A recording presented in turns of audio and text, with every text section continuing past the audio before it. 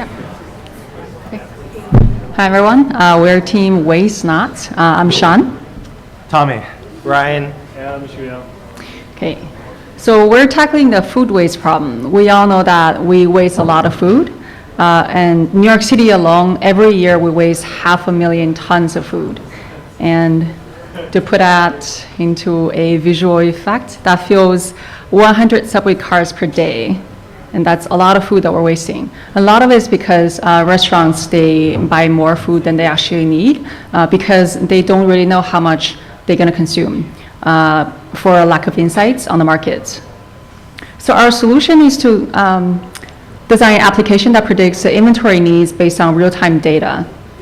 So let me show you real quick what we designed. So say I'm a restaurant owner, and this is our inventory. We have cheese, lettuce, ground beef, and this is how much I have in stock right now. And this is what it predicts next week, what I'm going to use. So next week, next Tuesday, it's going to rain a lot, so less people are going to come to my restaurant. That's why I'm buying 30 pounds of cheese instead of 40 pounds. And in the order history, you can see how much food I have consumed.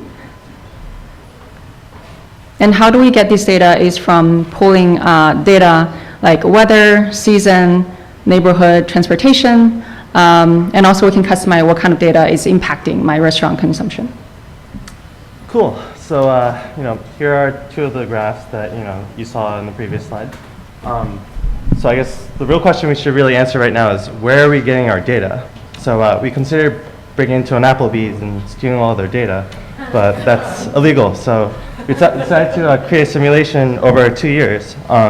So this is kind of data that this is a simulation that we ran, and as you can tell, we have a restaurant that likes to eat salad, burgers, and pizza. And we purposely made it so at specific moments, like certain foods are more popular. Like we have a lot of pizza eaters and not a lot of salad eaters.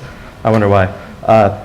But yeah, so we took that data and we integrated it with real-time data like weather data, seasonal data, and market trends, and we piped it into a machine learning algorithm, and this is a representation of what our kind of algorithm came up with.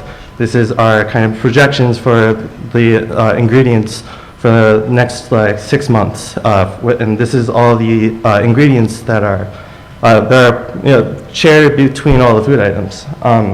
So yeah, another thing I wanted to show real quick was well, that's not good. Oh, okay. So, cool. So this is a representation of some of our data points. Even though the theme is food, the real value of our product is the fact that we're pulling in from different data sets. So, what you see there is an aggregation of 3 different data sources. The only thing that we really kind of generated was the last key, which is food. That's kind of the real value of our RESTful APIs. It's very easy to add and update new keys and be able to integrate new data.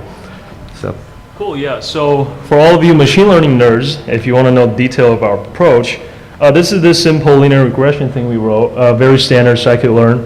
We didn't do any work. The data you saw was actually predicted from the simulated data. And back to the design we have, on this page you can see, we're using linear actually for the node section. It's very easy to find correlations between features and our data. And we have planned to add on in nonlinear methods like neural nets or SVMs to actually tell you how much you should purchase. And also we want to use PCA for confidence. Thank you.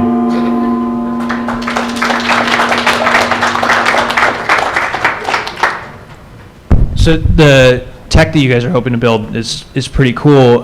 Just to clarify, your target customer in this regard are the restaurants, right? Yes, restaurants, managers, and grocery stores maybe. I haven't worked in a restaurant in a really long time, so take this with a grain of salt. But I watch a lot of Chef's Table, and I'm just curious what you think the incentives are for the restaurants to actually start using the product, and if you've thought about like onboarding and how ultimately you get them to use this, because a restaurant strikes me as like a really, really hectic place, and throwing in another thing that you need to keep track of, it sounds like it's a big thing to ask. Right, so our thought is we have this sort of like clarified generalized model. We take a lot of data, just find it randomly. But our main market would be working with the restaurant owner about their own data. Training, we can train them with a batch or a stochastic, which is online, adaptable, which is good. And the data and algorithm will adapt while the day, go through. And maybe they have happy hours or something like that. We throw that kind of data in there, or pull hashtags from Twitter, like see what's the trending. But yeah, they can save money by being smarter and managing their supply. So Yeah, if you can demonstrate that you're saving them time and money, then that's great. But if it's another thing that they have to babysit, they're not going to do it. right. So a lot of this is automated. When the customer is making an order, it will go directly into the system and tells them how much is being consumed. And then the data is also automatically being integrated with their own data. So again, and I'm gonna build off of the comments just given previously. It is important to get user input on these sorts of things. Like for example, there might be a restaurant where rain is good for the restaurant because it's an indoor mall or something, so they get more people coming in. So you're gonna need to think about that aspect of training when you're doing that kind of input for people. So you have to ask them how many people were in your restaurant today. So you have to have that kind of little bit of feedback as well. For example, we have an update here. It trains the system like what's being consumed. So the system will know like, is my guess correct or not? And that's why we also have a confidence score. Well, and you're going to want to make sure that like the system is basically figuring out like, oh yeah, the rain is correlating effect, right, in that. So I love that. That's great. And again, like echoing sort of like your return on investment is you're saving them time and money. So if you can predict how many customers I'm going to have tomorrow, I'm not going to have to buy as many supplies, and that saves me money. So yeah, I love this. I love this product. I think it's a great, a real potential market. It's basically QuickBooks for meal preparation. Yeah. So a couple thoughts. I was talking about updating your assumptions based on input. I'd love to see you guys look forward, and this is my own shameless plug for Noah products, is look forward for weather forecasting in the future and say, so you could have a more adaptable forecast going forward as the forecast changes. So I would just make sure there's regular updates in that. This is totally expandable to inventory management for restaurants, which is a nightmare, by the way. That's incredibly resource intensive for restaurant managers. At least it was at the Applebee's that I worked at in South Carolina. And so look at adding more than just food. Look at adding alcohol resources. Look at adding the bags for soda, and like you said, I love the QuickBooks analogy for restaurants because that will truly make this one less thing that's to think about at the end of the night when they're closing out, rolling silverware, doing all the side work. This has a really, really valuable real world potential, and I'd love to see you guys keep building on that. I just have a quick comment. When we go to restaurants and typically you get your bills at the end of the night, it actually is itemized. So a lot of this information in terms of what dish is being ordered is probably already stored. So if you have like a connection to a restaurant owner who's willing to trust you with their information systems, it would be great to kind of do like a prototype with them, because I mean, gosh, all of this information should already be there somewhere for them. So this is a fabulous way to exploit that data to something that could save money and be good for the environment and all that good stuff. On that point, you can probably integrate with point of sale services, right, and platforms, and that saves you guys a lot of that work because you're not necessarily having to tailor it to a given restaurant. You're tailoring it to a platform that many restaurants are already using. Exactly. What was it called? Just any point of sale service, right? So if they're using, if they're using Square or whatever, right? Like you can tap into that. Yeah. So obviously that would need to be a little. You guys would have to be able to adjust that because if a burger place is going to sell more burgers, and that might have less impact from weather. So, but yeah, I love tapping on the POS system.